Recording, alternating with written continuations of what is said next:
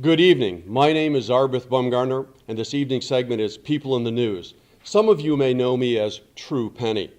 I welcome this evening our guest, Ann Bumgarner. Ann has successfully made a career as a consultant with various mental health facilities, starting with Bethesda Hospital in Denver, Colorado.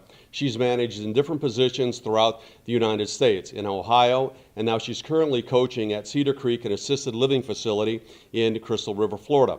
Ann is a licensed Unity teacher for the Unity organization based in Kansas City, Missouri. She is also the vice president of Hernando Moss, which she and her husband own. Hernando Moss is an import company with emphasis on the Asian market.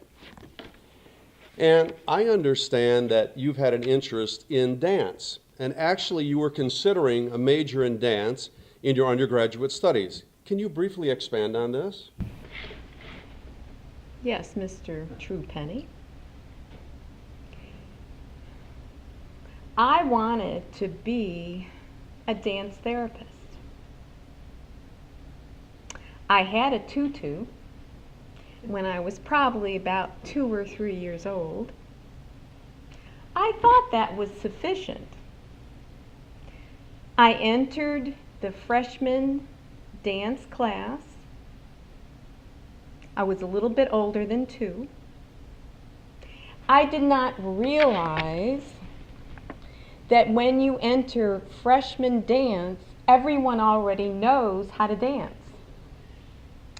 So I tried my best to dance. However, when it came to doing things the same on the right as to the left, I could not seem to do it. So the dance department asked me to please pick another major. Do you see dance as an integral part of our psychological and spiritual growth?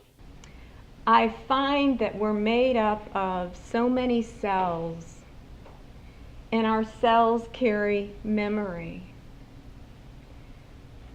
Sometimes part of healing requires us to move back into our body. I feel very strongly to own and honor your body is part of spiritual growth. I see.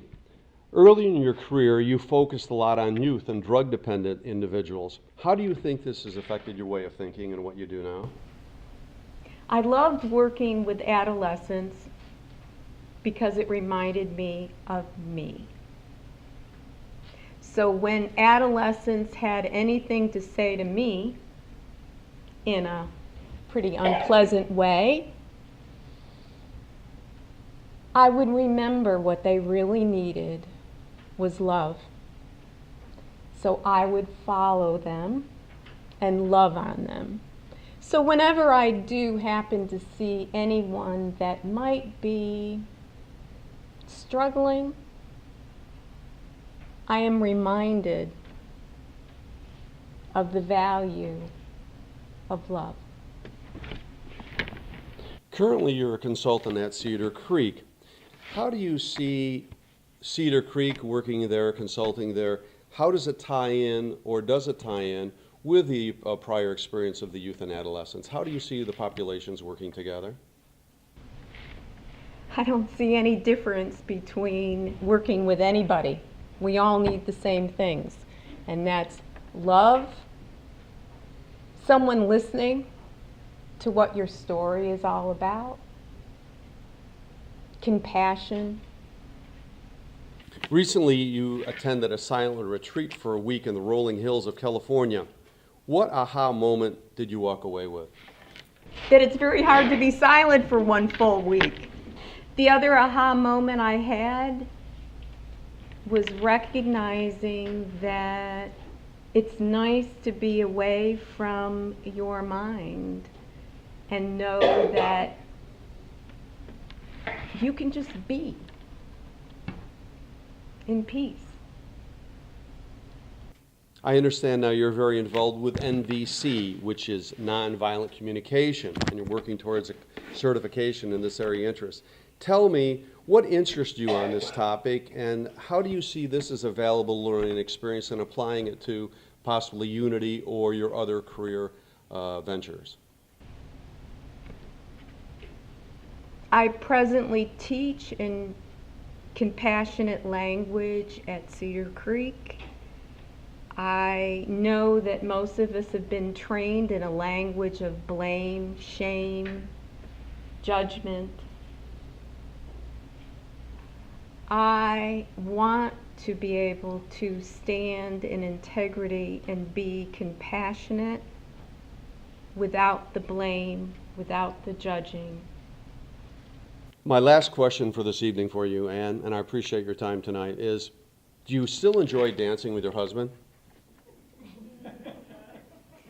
He is my true penny, and I love to dance. Thank you, Ann, for your time this evening. I am Arbuth Bumgarner. This is People in the News. Thanks for joining us. Good night.